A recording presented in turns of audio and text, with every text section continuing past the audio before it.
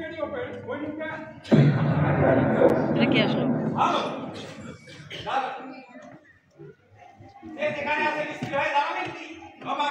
আপনাদের সঙ্গে পদার্পণ করবেন সেনাপতি রায়দুল্লাহ আদেশ করুন শিবশালা কৃষিতে নিরস্ত্র নরনারীকে আক্রমণ করে কি আপনি কে থেকে রক্ষণ দিতে চান?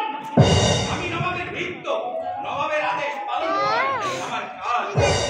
নবাব মনসুরুল মুলক সিরাজউদ্দৌলা শাহ লিখা মির্জা মোহাম্মদ হায়দার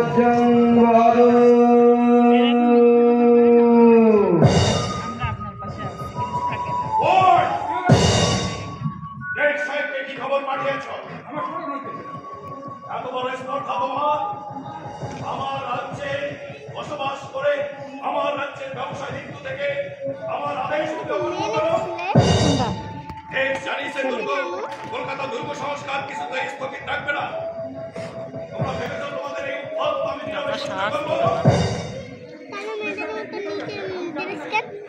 না জানলে তোমাকে কৈফিয়ত দিতে হবে, কেননা তোমাদের কোম্পানির প্রতিনিধি হিসাবে আমার দরবারে তুমি স্থান পেয়েছো।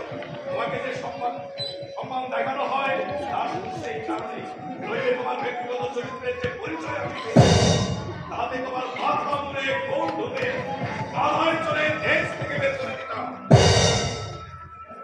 আমি পাঞ্জাব থেকে বাংলায় এসে শান্ত আর ষড়যন্ত্রের মৃত্যু থেকে তুমি যেমন তোমার তেমনি আমাদেরও সর্বনাশের সূচনা করেছো। সাবধান, আমি কোনো চাহাবো না।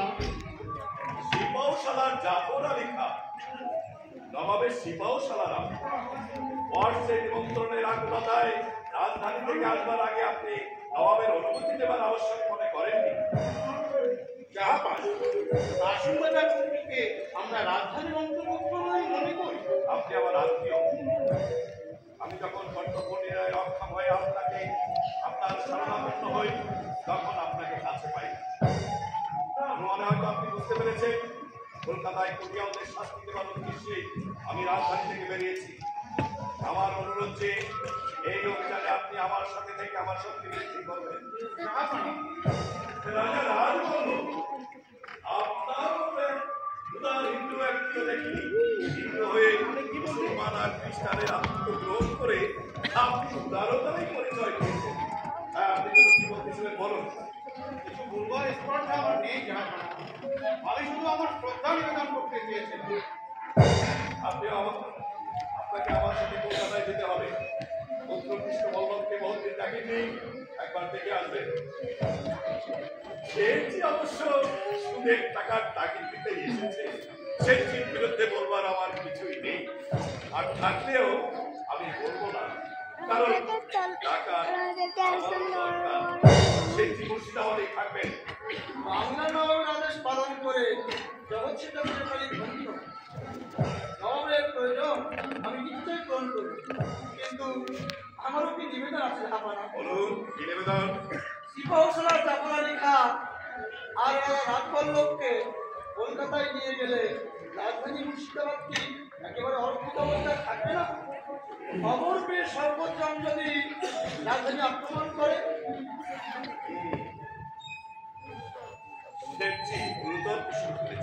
আপনার আদেশ পালন করতে আমরা বাধ্য, কিন্তু রাজধানীর নিরাপত্তাও আমাদের বিচার্য। তাই তো বিনা মন্ত্রণায় কিছুই করা উচিত নয়। কোথায় থাকি শুনি? আপনার পায়ের তলায় রয়েছি। রাজা রাজবল্লভ আর সিপাহশালাকে কলকাতায় নিয়ে গেলে মুর্শিদাবাদের করতে হবে। এই যে রাজনীতি যাও না, দরবারে রয়েছিস আর রাজনীতি বুঝিস না। জানলেন শেঠজি, শুনুন রাজা বহু বুদ্ধি রাখে এই বাংলা। জনাব, এক সময় একজন চোরের সাথে আমায় থাকতে হতো। নগরের সবথেকে প্রয়োজনীয় প্রাণী কি তাই নিয়ে একদিন চোরের দলে তুমুল তর্ক। কি সাব্যস্ত হলো? শেয়াল আর পেচুক না থাকলে নাগরিকদের কোনো ক্ষতি হয়। শেয়াল ধূর্ত, গর্তে লুকিয়ে থাকে, আর পেচুক অশুভ, আধার ছেড়ে আলোয় আসতেই চায় না। কিন্তু তবুও শেয়াল অভিনয়গুলো কত কেমন নাটক, আবাস দিয়ে জনগণকে জানিয়ে দেয় আর সেই দল শিয়ালের পেছকে পুজো দিতে লাগলো। তুমি আমাদের বন্দী। তোমাকে বন্দী অবস্থায় আমার সঙ্গে কলকাতায় যেতে হবে। আর তোমার এই কুটিরে যত ইংরেজ সৈন্য আছে সবাইকে আমার সাথে কলকাতা যেতে হবে। পাদ্রী স্ট্রং মেয়েদের নিয়ে এখানে থাকবেন। রায়দুল্লাহ এদের কলকাতা নিয়ে যাওয়ার ব্যবস্থা করুন। বিষ্ণু শত্রু রেখে যুদ্ধযাত্রা কখনো কাজের কথা নয়। তোমাকে তিরস্কার করা হয়নি সুন্দরী, পুরস্কারই তোমার প্রাপ্য। জাহাপানা তোমার অত্যন্ত মূল্যবান। দেখছি সাক্ষী মুক্তার মূল্য বিচার করে, আর আমি পরোপরি নারী রক্ত।